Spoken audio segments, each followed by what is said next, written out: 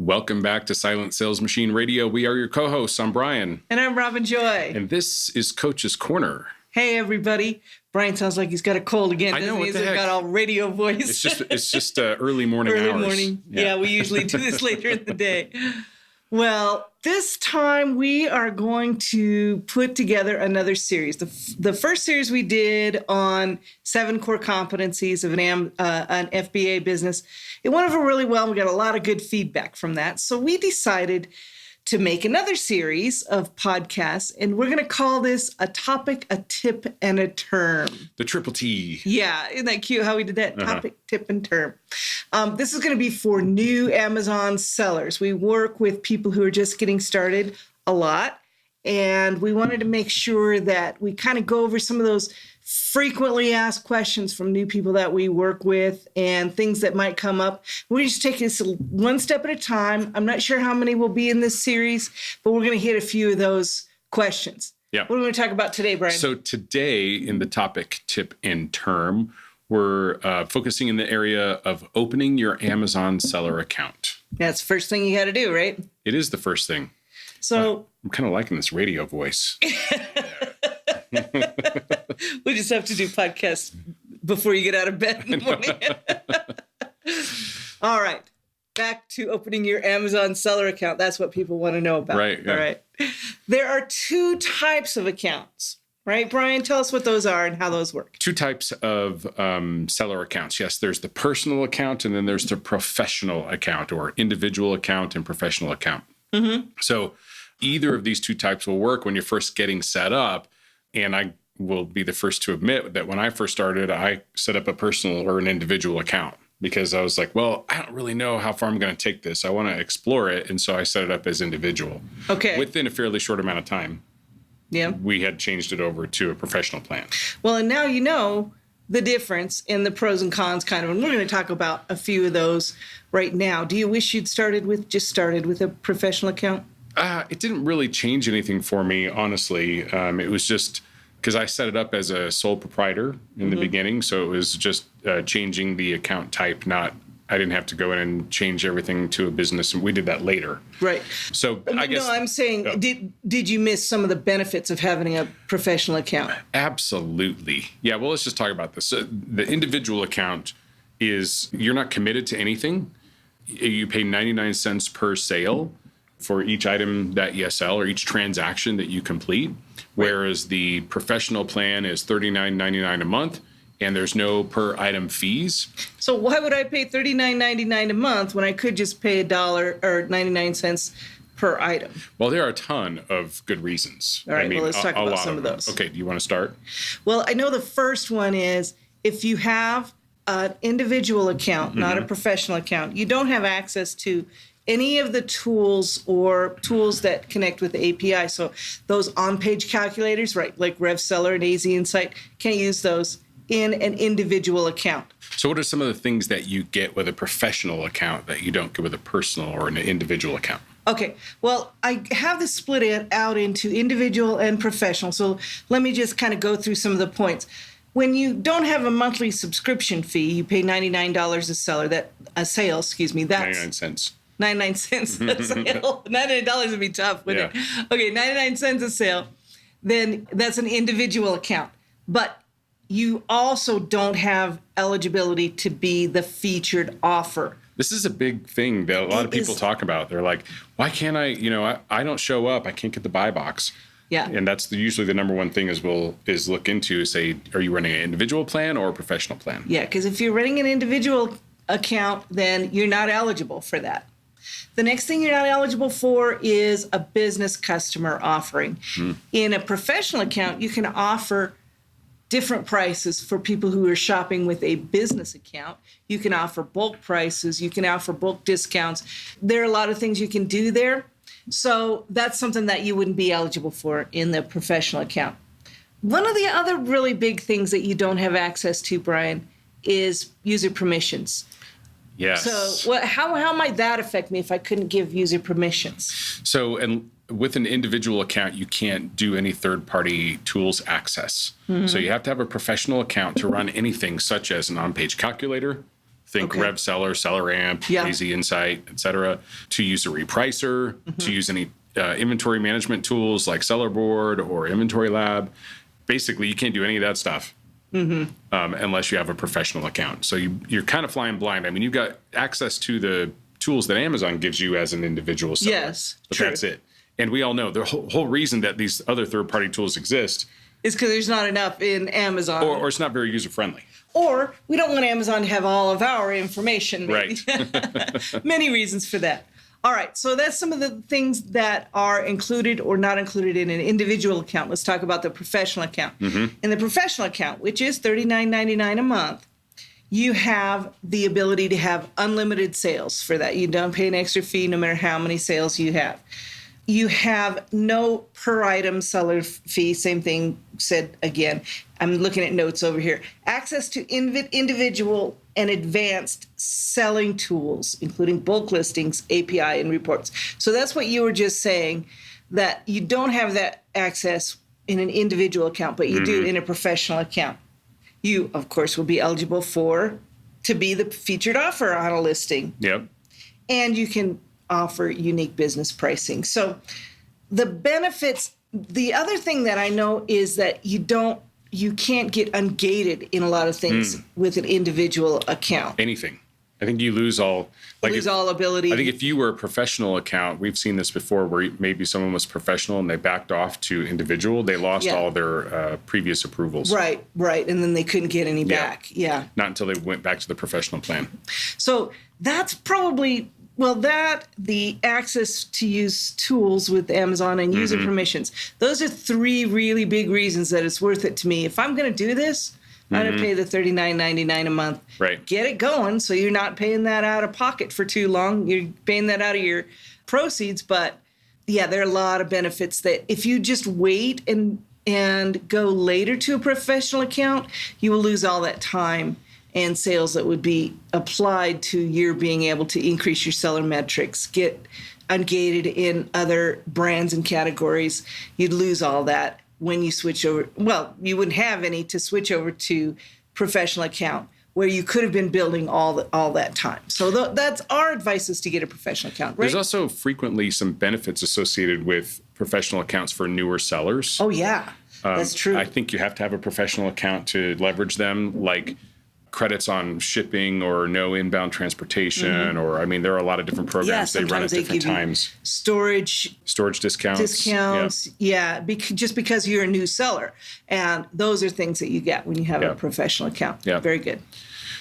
So one of the questions that we get is, do I need to have my business all set up and squared away, like get my LLC set up and all that before I open an account? And I kind of let the cat out of the bag on this earlier, where I was saying in the beginning, no, when I'm just looking for my initial proof of concept. Yeah. Then I went with individual account. Right. And then you can always change it later, right? You were not talking about an individual account. You're talking about sole proprietorship. Okay, yeah, I'm sorry, you're right. You can always set up your entity later. Right. Okay. So we're talking about setting up a professional account as an individual. As an individual, yeah. That it gets a little confused, so we're going to call it a sole proprietor. Yeah. Okay. So you don't have to have your entity all configured and all that stuff before you open a professional selling account, or before you open any Amazon seller account for that matter. Right. You can run it all as sole proprietor if you want to, and we did for a good bit. Yeah, year and a half or so. Yeah. Right. We just ran it as a sole proprietor, professional account as a sole proprietor, used your social security number as the tax ID number. That's how we filled out our W-9. So that's perfectly fine. Now, the next question you said is, or I'm not sure if you said it, but I always get it. Can I change it later? What if I start an LLC and I want to change my business name to my LLC? Can I do that later? Yes, you can. We have done it. There are some specific guidelines or suggestions that you should follow when you're going through this process. Because ask us how we know. Yeah, if you're going through setting up an LLC or any sort of entity, and you're going to change your Amazon account to that entity name, well, then the bank account associated with your Amazon account also needs to match that. So you can't do it halfway. Right. You can't go set up, a business over here or your LLC over here, and then leave your banking personal. You have to get both of them set up at the same time. But it's easy enough to do. And then you just contact Amazon and say, hey, I'm going to go through and change my bank account information. I'm going to change my entity information here for my seller account. They'll usually put a little note in your profile while you're doing this. And then I suggest that you follow up when you're done, like, hey, we've got everything all set up. So just in case there were any red flags raised during that process, your account doesn't necessarily get held up. Or anytime a bad actor might be looking for something. Because what's going to happen if you don't let Amazon know, at least this is what happened to us twice. We went to change the name of the bank account. I think it was a bank account that had the issue. And Amazon thought it was fraud. So they stopped, shut down our account, said, hold on, something's going on, which is good. We're glad they did because that was a security measure. But if we'd let them know ahead of time, which we learned, they wouldn't have done that. And we would have sailed on through and not had that issue. So we do recommend everyone do that. Now, there's one other thing that happens that makes people concerned about the answer we give to that. Because when you are going through the questionnaire and setting up your account, and it asks you, what's your business type? It says there's a warning, you cannot change this later. That means later in the process of your application for a seller account, not later after you're approved, okay? So we've never had anybody have a problem after they had an established sole proprietor professional account, changing that name and bank account later to something different, showing that it's the same. They have to show that it's the same people and everything. It's not, you can't really transfer accounts, but they let you do that. So just for those who are seeing that warning and getting freaked out, that means during the application process. Okay. And just to be clear, you can technically transfer accounts. I mean, there are ways it can be done. Yeah, right. There are terms of service outside of the scope of this conversation. Yes. Yeah. All right. So you will need some very fundamental documents to go ahead and get your seller account opened up. The first thing is you're going to need your bank account info, a government ID, and a proof of address. This is typically like your utility bill or any sort of bill that you get. Credit card bill that has your address on it with your name. And that's pretty much all you need to get started. Proof of address, government ID, bank account information. Now, sometimes Amazon will send like a postcard to you that you have to validate the code. To verify your address. Right. Yeah, lots of times. That's happening more and more. Is it? Okay. And it takes a couple of weeks for that to go through the whole system and get to you. They have a notification on there when you should expect it by. And if you don't get it, then you can, open up a case after that. But most of the time that goes pretty well. I see several people a week going through this process, and some of them have an issue and they have to ask for it. But I would say a large percentage of them have no problem at all. They get the postcard, key in the code, they're good to go. Yep. All right, well, let's move on to our tip then. We covered the topic. So that was our topic. Okay, next is a tip. What's the tip we have today, Brian? So I want to highlight the importance of the Amazon Seller app for managing your business on the go. Like, if you've been around for any length of time, you've seen this Seller app evolve over time. And what used to be available on the front page when you open the app has gone from 6 or 8 items to so many items that now they've actually collapsed it into other areas that you can drill down into. Right. And then there's just so much more information available in there and so many more things that you can do on the mobile app that you didn't used to be able to do. That's true. They've really made that pretty usable and pretty hardy. So some of the key features, scanning barcodes. If you are not sure about an item, sometimes you can scan the barcode and find some things that might match up. Uploading images, if you're doing that, we don't recommend brand new sellers do that, but if you need to. Monitoring inventory and stock levels in real time. They keep this pretty updated, so you can kind of see what your sales look like, what your inventory stock levels look like. If you can update when you go to the store and buy some more for manufacturer fulfilled, you can update that quantity right then and there. So that's really nice to have. What else? The other thing that you can scan in addition to the barcode is you can actually scan the product. Amazon's got take a picture. Like an image recognition built in. That's true. It's not always, doesn't always find things that way. Usually with a barcode, it's much easier. Typically match things up. But then it's not exclusive. There are probably many other things if you use just barcode. So just some things that it'll do. You decide how to use it. What else does it do? Well, you can change your prices on your phone much more easily. I will say we tend to use, at least on the things that we're selling large quantities of, so more of our private label space, we tend to use sale prices more, which are a little more challenging. In fact, I haven't found a way to do it on the mobile app just yet. I have to go back to the web page, on a browser to change it. But if you're not running sale prices, you can change the prices on your items from your phone. Right. Super easy. Yeah, which most of the people getting started just they do have just one price. So you can also something that's pretty slick is preview the fee. Oh, for any one ASIN. For anything that you might be looking up. So basically, there's a profitability calculator built into the Amazon seller app. So when you go through and find an item and you want to act like you're going to list it, there's actually a profitability. I can't remember exactly what it's called, but basically see how this is going to work out for you. And then you can put in your costs and see all of Amazon fees and see if it was something that you wanted to sell or not. Right. The biggest benefit of that is it'll tell me the fees right up front. So I know about how much more I need to add into that besides my other expenses. Yeah, of course, it doesn't include your inbound transportation, doesn't include any supplies, you can add those things in manually, but just know up front it doesn't include any of that kind of stuff. Right. But it is pretty handy just for a quick shot at figuring that out. So, it says it's giving you estimated earnings, but that's based on a specific price. So kind of get a feel for what information it's giving you. Don't take everything at face value. Yep. Okay. What about planning the pricing strategies? You already talked about that. Can it help you with your strategies like repricers and stuff? I don't think from the mobile app, I don't think you can do a manual, but you're not going to. Yeah, okay. You use your third-party tool to manage that, which a lot of the repricers do have mobile apps, which you can do manage from there too, but just not from the Amazon app. Okay, so any other features? Yes. Sales tracking.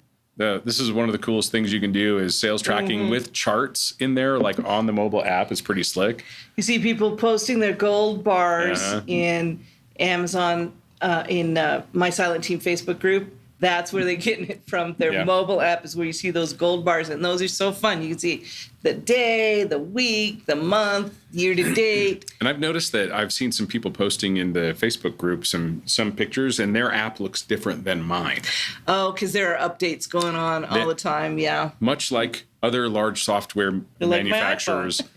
Well, no, not. I would say less on the iPhone, but more like in my space, like in the Microsoft space. The updates, they don't apply to everybody at once. Yeah, it's like a rollout. And so some people have a version of the app that you don't have. This also is true in Seller Central. Yeah. Like a lot of people have like the new inventory. For a while, a lot of people had new inventory management screen available to them. And some people didn't even have it available. It wasn't even as a beta. Right? Yeah, I've noticed too that because we have such a large Facebook group with people all over the world, you get kind of an insight to those kinds of things. What's coming. Right. What's coming or what you can ask. Like some people are like, is your seller app stuck? It won't do any updates? Yeah. And some people are like, no problem. Other people are like, oh, yeah, I'm having that problem. Because, there's so many sellers. It's separated out in different areas. I don't want to get technical, but. Yeah.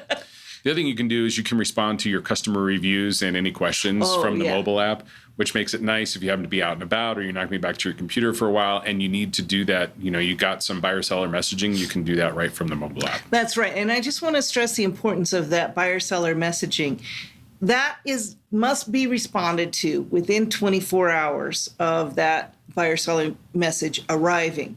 And you'll get a notification on your phone if you have it set up to notify you, or you can look at your phone to see if there's one there. But look every single day because you have 24 hours to respond. Now, what if it is an out-of-office message and we get something that then do I still only have 20? That doesn't need responding, does it? It does, actually. Okay. All those things you should respond to because Amazon doesn't know what the content of that message is. They just know you got one.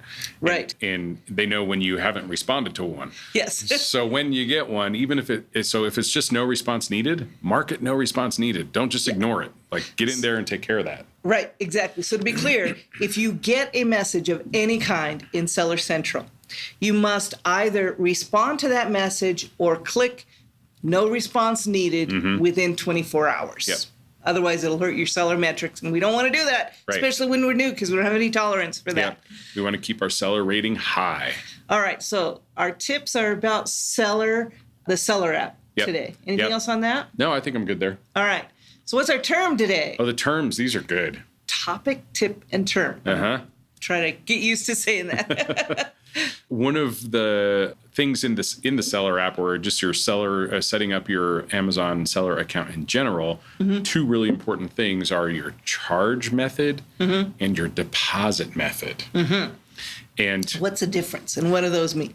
so the charge method is a method that you need to have on file with Amazon that they can use to charge your account for any fees that you may not have a balance available for.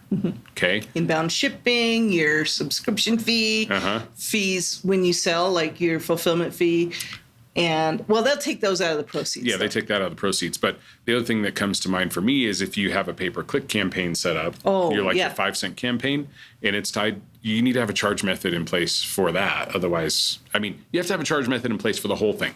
Okay. Right. You can't do, in fact, what'll happen is if your charge method expires, like your credit card expired and you got a new one. yeah, even if you have a large balance at Amazon, they're not going to pay you.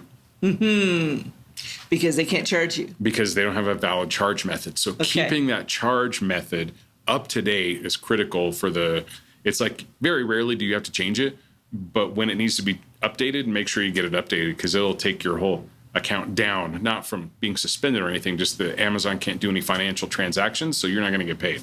Okay, that's a good tip. Well, all right, so that's the charge method. Yep. And then the deposit method, what is that? Well, the deposit method is maybe the most important one, which is telling Amazon Give me my money.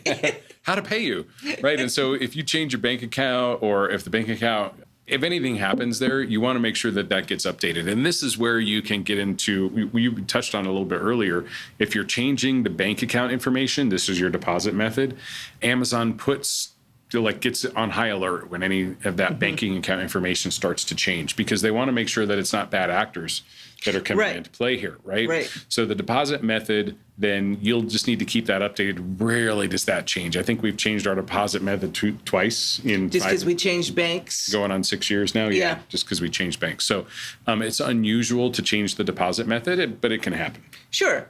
Absolutely can happen for any number of reasons. Okay, so charge method and deposit method. Very good explanation of those terms. Today we did our first in a series of topics, tips, and terms for new Amazon sellers. We understand that everybody who listens is not a new Amazon seller, but we believe in the basics. And we know that we're always going back to the basics, and that helps us in our advanced business just to make sure we have everything set up. So hopefully these will be valuable to you, even if you are a little more experienced seller, especially if you're helping someone get started or helping them help you in your business. So give us a feedback. Let us know how it works out for you. What do you think? And should we continue with the series? We'll put some more framework around it. Yeah. So something funny is happening right now. I can see Siri is listening to every word that we say. We triggered Siri somehow. So if you hear Siri respond here in a minute, that's what happened. Don't listen to Siri. So I'm going to close this up with a quote. Are you ready? All right. You have a quote for us. I do have a quote. Actually, this is a quote that you found, but this quote comes to us from Rita Moreno. Oh, famous actress. Rita Moreno, yes. The best advice I ever got when I was starting out: never give up, and I never did. Yeah, that is so simple, but if you just don't give up, you haven't given up yet.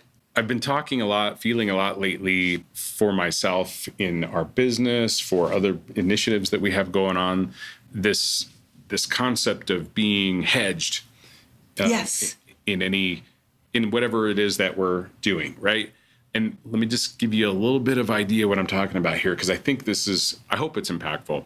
The hedge to me is how committed you are to the endeavor. Yes. Okay. And there are a lot of times, I think back when I was a teenager and I had a job, I got my first job. I mean, how dedicated was I to that? I was like, 50 or 60% if I'm going on a percentage scale, right? Very good teenage employee. Yeah, I mean, well, I had other things that were way more important than a job when I was a teenager. Of course, right? Very, very important things. Yes. and then, just to compare and contrast some other things, like getting married, asking you to marry me was like there was no hedge in that. That was all the way open, vulnerable. 100%, right? Yeah. There's no 50%. Yeah. There's no 99%.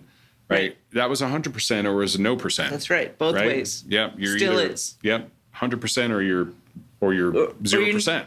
Yeah. Right. It's a yes or no. It's an on or off. So then in like a day, if you've got a day job, yeah, if you are committed to this or dedicated to this, then you're probably somewhere 99.9%, maybe 100% even on your job. Sure. And, figure out where that is, know what that is for you. Same thing with the Amazon business.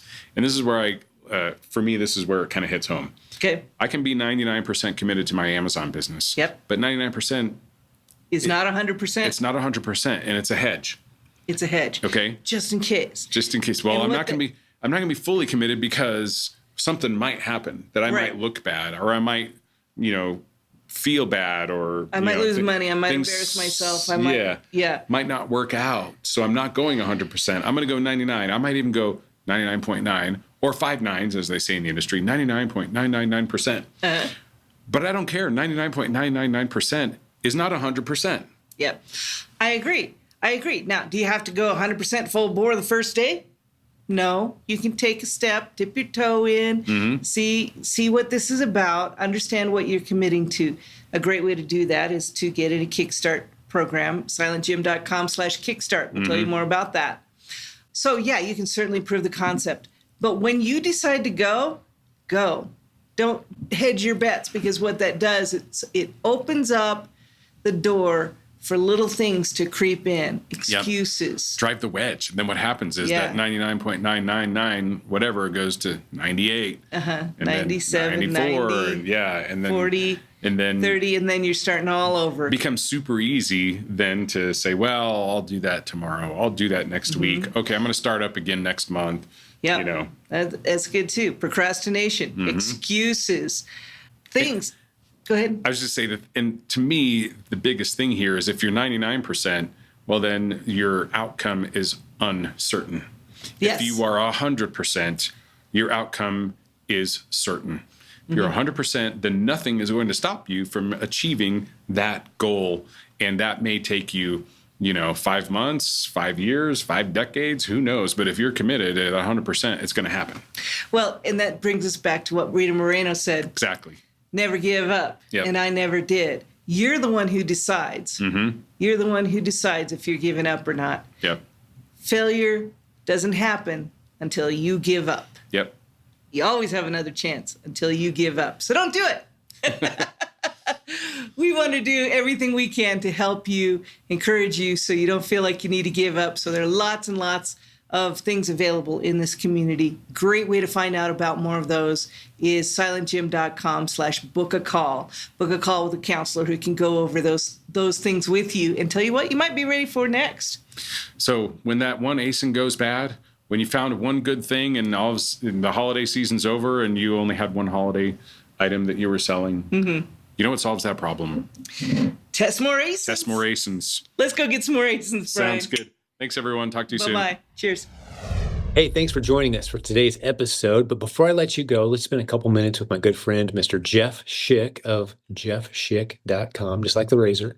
Yeah. They offer a service for a retainer, monthly retainer. It covers all of your legal and policy questions. They can help you with anything you get into where you want to bounce off and are the ASINs that I'm about to sell against legitimate? Is this a legitimate brand I should be selling? Those kind of questions. They can help you with that. So, Jeff, what do you got for us today along those lines? So, well, I'd say almost 2 years ago, you and I were having discussions about misbranded ASINs, and Amazon was starting to enforce it against sellers. And then things went dark with Amazon. Every so often things would pop up, and before each Q4, Amazon usually cleans up the catalog a bit. And so this past week, we've now been seeing them come back on again and suspend people for misbranded ASINs. So what that means, what is a misbranded ASIN? It's pretty much what it sounds like, but a good explanation is anything that's not accurate. So like, for instance, if you have an Apple iPhone and you're selling Apple iPhones and the brand name is specified as Apple products or Apple iPhone, that's misbranded because the brand name should be Apple.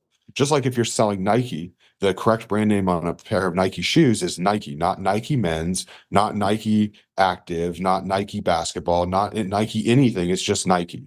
So if it's misbranded, has extra words added to it, if it's misspelled, for instance, like Trader Joe's, we've been seeing Trader Joe's products misbranded as TJ or TJ apostrophe S. That's not correct. It's Trader Joe's, not TJ's. So, if it's got any sort of misbranding, you want to stay away from it. You don't want to list on it. Obviously, misspellings too. So, Adidas is AD, what's it? ADIDA. Yes, there you go. So yeah, if you were to see ADDIDAS, then that would be a problem. That's considered misbranded as well. So part of that's checking the validity, make sure that the brand is spelled correctly, that it looks like the other great listings that people are selling against for that brand, right? And if it's not, avoid it. That's part of your pre-ASIN checklist to see if this is a valid ASIN that you should even be considering or not. Exactly. And another good rule of thumb too, if a brand has brand registry and they've got it where it says, visit the Nike store, for instance, when you're looking at a product, if you find a product that says brand Nike, but then another product is visit the Nike store, that is a huge red flag that it's misbranded. Because if it's properly branded, it should be under the main storefront of the rest of the brand's products. Great tip. So when someone gets suspended for these, give us some scenarios of like, what's that like? What happens? What are you seeing? So it's really variable. Some sellers get back and some don't. So Amazon considers it to be a form of fraud. They believe that it's fraudulently misleading consumers to buy the wrong product, and so they view that's it's considered a fraud case. There's no 72-hour notice, and it's you're kind of the back of the bus for them to look at appeals. They tend to prioritize sellers that don't commit fraud offenses at getting back on the platform before sellers that they perceive have committed fraud offenses. So that means it's going to take longer, and there's always a chance they might not give you a second chance. So you really want to do your due diligence on the front end, but also do routine audits. Audit your inventory. Going into Q4 is a great time to go in, look at all your listings, make sure they're correct. And the biggest rule of advice I can give people is if you find something incorrect, delete it and remove the inventory. The worst thing you can do is find it, try to sell it out because you want to make some money off of it, and then lose your entire account over it because you fire saled it and tried to sell it out, instead of taking care of the problem. Amazon tends to give people second chances. If you find something, you delete it, and then they later suspend you for it, they look very favorably on the fact that, hey, at least you did find it and delete it. And now we just want a plan of action to explain it, why that happened and how it won't happen again. Whereas sellers who find it, fire sale it, get caught, tend to not get that second chance as readily. And one of the things we tell sellers all the time around here is if you're new, do not set up new ASINs under any circumstances. Do not set up new listings on Amazon, because the odds of you doing something wrong, including misbranding it, like, oh, if I change Trader Joe's to TJ's, I can get through the branding gate, right? No. And then someone else comes along and sells against that ASIN once it takes off. And now everybody is in this bucket of fraudulent sellers. Right. And you can make a real mess real fast. Make sure you're looking at legitimate ASINs. There are millions of legitimate ASINs that you can sell against, but there's also a whole bunch of them out there that are being cleaned up over time that you definitely shouldn't be stepping on. So that's what good training and having someone on your team like Jeff and his team to help you avoid and navigate these things. That's why it's so important. So yeah, I think we've covered it pretty well. Anything else to say on this one, Jeff? I think that's it. That's just really, it should be the pre-listing checklist, but also the routine audits, because license can change. And if you're not using software and, that monitors for those ASIN changes, then you need to do the process manually. People I know are going to now start emailing, what software do I recommend? I'll go ahead and put it out there. I don't recommend software on that, because there's no singular software out there that, is the best in that category. Usually it's bundled in with more expensive software platforms that offer a lot of tools that are geared mainly to private label sellers that resellers might not need. So it's kind of, if it's worth it to you, then certainly, do your due diligence and invest in the software, but the process can very easily be done manually too. And Yeah. especially if you have PAs. Great. Yeah, great tip. And there's a good number of tools out there that claim to be able to monitor the ASINs in your catalog and let you know if anything changes, right? So that's some research maybe you need to do, or like you said, just do an audit and go through and look at them all from time to time. Yeah, Right. good stuff, man. Well, I appreciate you, Jeff. Every week you come on with some great stuff for us, and thank you for being a great sponsor of the show as well. JeffSchick.com, spelled just like the razor, SCHICK, JeffSchick.com. Put him and his team on retainer so you can sleep well at night knowing someone else is in your corner should any of these things pop up. Appreciate you, Jeff. We'll do it again next week, man. Sounds good. Absolutely. All right, buddy. Talk to you then.